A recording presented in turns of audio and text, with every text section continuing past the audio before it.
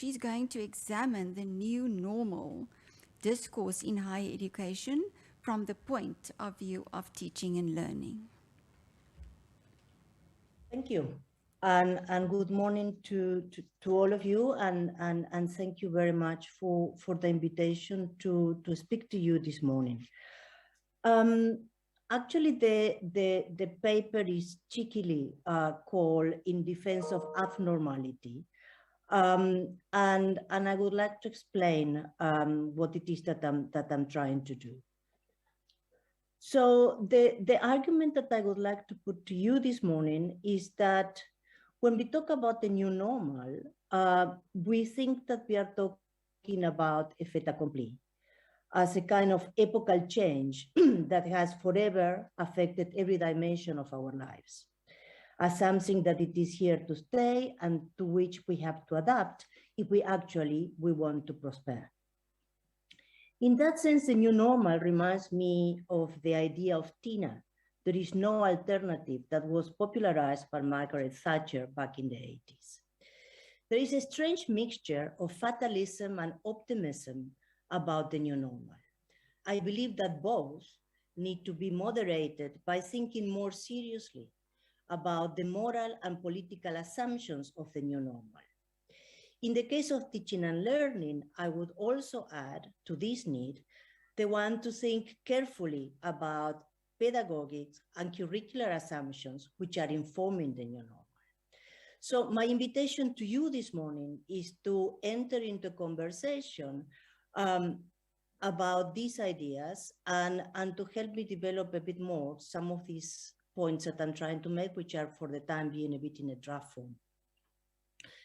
What I'm trying to argue today is the preliminary sort of theoretical framework for an empirical investigation.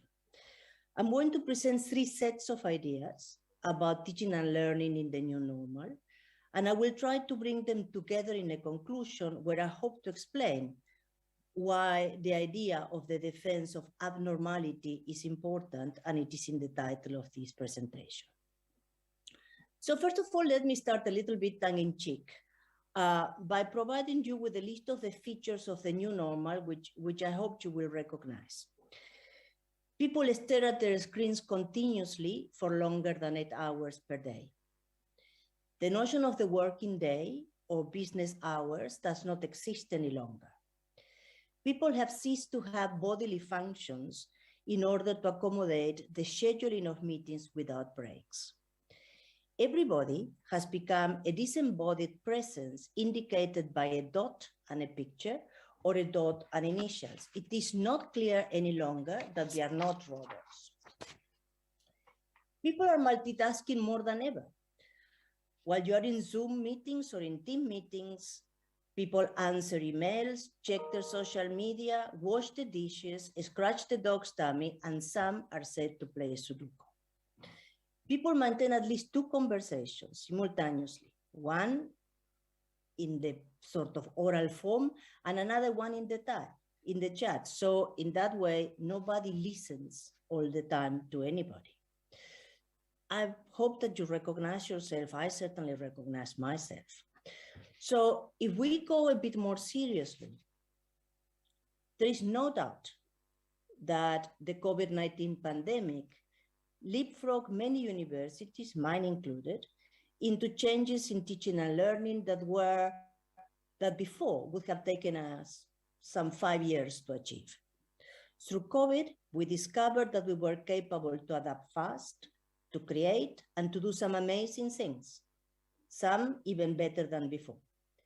COVID-19 gave us the opportunity to revalue and to use fully many institutional resources that have been underutilized. We discovered that teaching can be a collective enterprise that involves not only academic teachers, but a team of learning designers and media specialists. We discovered that the library was an essential partner in curriculum development and a huge resource in improving teaching. We were forced to step up our mechanisms to provide evidence of student engagement and learning while increasing our ability to provide advice and support. COVID-19 threw most of us into uncharted territory. faster or slower, we all change into emergency remote teaching, a name that it is descriptive of the moment, while it also differentiates what we were doing from actual online teaching. Here, this dependency on technology created one of the most important tropes of the new normal discourse, that education technologies are a solution to the problem of access to higher education. And I would like to stop in this first trope to explore it in more detail. At the same time that we put our faith in the power of technology to deliver education, we also realized that online teaching and learning was not for everybody. That whatever our efforts to reach out to students in disadvantaged contexts in the form of laptops and data, these were not enough in the face of the lack of transmission towers and of electricity, unemployment, deficient housing, lack of emotional stability at home, and the risk of bodily harm inside and outside the home, let alone disease and death. The idea of the new normal of expanded access to education through technology does not take into account that the limit to the new normal is the old normal, a model of economic development that increases inequality as part of its very DNA. None of the current curricular fads being proposed for the future of higher education, whether it is competency-based education or teaching computer code, will solve that problem. I agree with Professor Bawa, the CEO of USAF, who recently said that higher education is not a floating system that could afford to be blind to unequal realities in communities, as it is embedded in social systems. And he added that universities need systemic change in order to understand the true meaning of inequality, which is a product of retrogressive and exploitative economic systems. However, as we all know, universities cannot, and it is not their role to, address structural inequalities. As a matter of fact, universities reproduce inequalities as much as higher education does not do away with the unequal allocation of privilege that has already been determined before an individual enters into higher education. This privilege is allocated in economic, social, and cultural terms by the logic of global westernized capitalism. This does not mean that education is totally hopeless in contributing to social change. On the contrary, we know that we can change lives. At the same time, there is no doubt that we can offer better education. In fact, there is much that has been learned during this period, together with some of the experience of the past, that can help us to provide better quality education for our society. In this context, then, quality education is education that disrupts patterns of inequality, not just because it provides individual opportunities, but because it teaches new generations that change is actually possible. But changing the world can only happen if we are able to look at it and at our place in it critically, if we are able to identify what is wrong that needs changing and into what. I would like to push Prof Bawa's comment a bit further. Of course, it is necessary to dismantle exploitative economic systems, but it is just as important to unpack the models of good, right, and just that shape our behavior and our choices. We need to analyze the values informing our aspirations and how all of this together constitutes the global miasma in which we are all involved.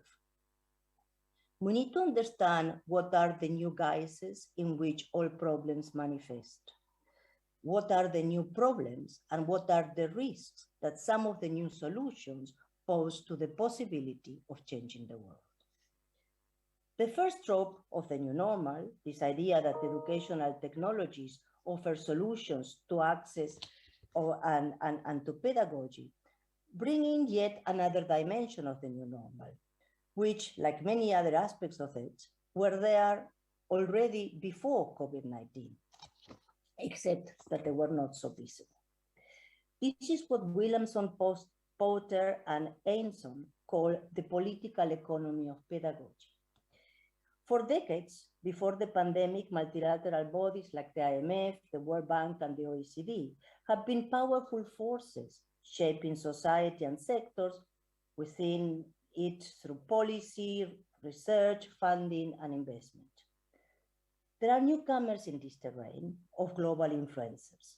Since 2015, literature on the power of expert networks have surfaced the growing importance that social actors outside the state have in policy and decision-making. In the area of education, these policy networks are integral to the design, promotion, and uptake of new technologies in education. As Ben Williamson has suggested, the EduTech policy networks need to be researched carefully as they are becoming very powerful in influencing education at all levels. This was before COVID-19. Under COVID-19, the EduTech industry is treating the crisis as a market opportunity. There are clear indicators that of this in the stock exchange in different parts of the world, and we all have experienced the aggressive marketing that is taking place in the forms of emails and advertisements in our inboxes, not to mention the sponsorship of most international webinars as Symposium. We could talk about several aspects of the impact of EduTech in education. I would like to just mention one. Williamson, Potter, and Enson look into the platformization of education systems. That is, the use of digital learning platforms to decentralize the delivery of education. This is basically what happened during ERT. We decentralized education to our students' homes. Depending on the different regulatory systems enforced in each country, as well as the different type of institutions we might be talking about, it is not impossible to think of the progressive privatization of education, in which through the use of platforms, education becomes progressively a private and individual affair, away from institutional practices and the collective experience of cohorts of students. So let me move now to the second trope of the new normal. New education, it says, will be flexible as online learning can happen anywhere and at any time, and will allow students to work at their own pace and learn more effectively. Reports from other higher education systems, as much as from our own universities, are raising concerns about the loss of deep learning online. Universities are worried about the rise in academic dishonesty, and there are clear indications that the academic profession, and in particular being a teacher, has turned into something else that requires careful examination. In the meantime, the incidence and importance of mental health issues in young people has skyrocketed. None of these problems are new. Pre-COVID, academics complained about the manner in which students studied, their lack of attendance to class, their distraction in class, and the incidence of cheating. The growth in the size of student counseling services in the last 10 years is a clear indication that mental health is acquiring pandemic levels of its own. The pandemic has made all of this much worse. The question is why and how would the new normal deal with this? Much has been written in the last decade about the impact of technology on the brain. Neuroscientists, psychologists, and psychiatrists have been studying the relationship between young people and their devices from a cognitive and emotional point of view. There seems to be considerable agreement about the correlation between increased use of smartphones and youngsters' growing mental health problems. There also seems to be tentative consensus about the impact of the internet on brain functions, such as attention. And the current average human attention is about 8 seconds, which is shorter than a goldfish, which basically means that you miss half of the things that I have said in the last 10 seconds. Before putting all of our hopes in the educational technology basket, should we not answer some questions about the reality I have just described? Why not use what neuroscience, psychology, and sociology tell us about technology, social media, and the internet to think our world a bit more critically. This does not mean a lack of appreciation for the many amazing things that technology and social media and the internet can do. It is simply proposing that we snap out of the fascination moment to start dealing with the darker side of these remarkable advances. One common realization among UCT academics is that the students did not know how to study online, that they did not manage their time without a timetable, and that therefore they ended up binging on recorded lectures as they would on Netflix series, with poor or at least ephemeral results in terms of learning. In the context of social media, internet culture, a laptop screen offers students endless distractions outside the lecture or the text that they are supposed to read. Granted that under COVID, none of us was able to really provide fully online education designed from the ground up, and that there is much that we can improve to make learning better, more effective, and more engaging. But as in the case of structural inequality, we need to understand and examine the context within which this unsatisfactory learning happens. And this is prior to COVID-19. What questions should we be asking ourselves when thinking of a more critical and, one hopes, more productive future for teaching and learning with technology? How do universities teach critical thinking to students who live in a cancel culture in which what they do not like can be made to disappear? How do we educate students in debate and diversity when they are constantly directed by the algorithm to only those ideas that they like? How do we teach empathy and solidarity when the anonymity of social media allows unchecked cruelty? How do we teach authenticity and truth in a culture that encourages branding and the curation of the self? How do we teach to listen and understand when we are constantly connected and yet not present? In the enthusiasm to arrive at the new normal, because that would mean that the pandemic would be over, we are forgetting to ask questions not about technology, but about pedagogy that need to be enabled technologically. So let's move now into the last trope, which is the relationship between the new normal and the centrality of data. The preoccupation with student success and throughput has led to much greater use of student data, including their engagement with learning material on the learning platform, and all of these to predict performance or to design interventions that could help students stay on track and graduate. This has marked the move to greater emphasis and development of institutional capabilities for data analytics that started some time back. What educational platforms allow for now is to identify and influence learner behavior through the collection of data. Learning analytics are based on principles of behavioral psychology, which in turn are ushered into education by the intense focus on the importance of the individual and his or her needs or desires in shaping education. Knox and his colleagues provide a comprehensive analysis of the philosophical and sociological underpinning of learning analytics by using the notion of learnification, which is a consumerist and student-centered understanding of education. They examine how behavioral economics are increasingly utilized to frame learner choices to influence the achievement of what it is regarded as optimal outcomes.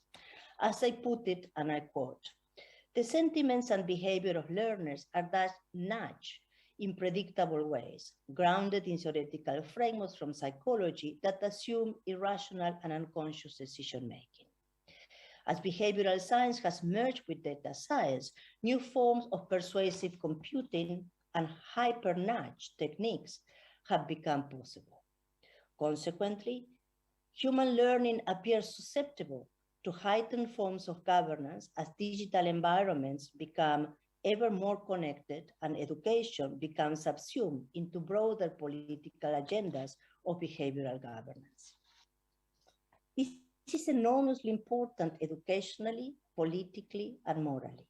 First, because education needs to remain a conscious process, that it is not determined only by the need or interest to gain knowledge or skills by the learner, but that it is also guided by the teacher to both predictable and unpredictable outcomes, which are not only individual, but are also social. Secondly, because the much desired critical thinking does not emerge as a product of machine nagging, but through human encounter in argument. Technological acceleration in the last century has transformed the planet, our societies, and ourselves, but has failed to transform our understanding of these things. As Bridle puts it, technology does not just increase our abilities, but it shapes and directs them. If we do not understand how complex technology functions, how systems of technology interconnect, and how systems of systems interact, we are powerless within them. But, he continues, understanding is not limited to how things work. It has to extend to how they come to be. What is required is literacy in systems, something very different from learning to code. This will help us overcome the idea that computation provides solutions and can explain the world. If philosophy is the fraction of human thought dealing with what cannot be explained by the sciences, Bridle says, systemic literacy is the thinking that deals with a world that is not computable.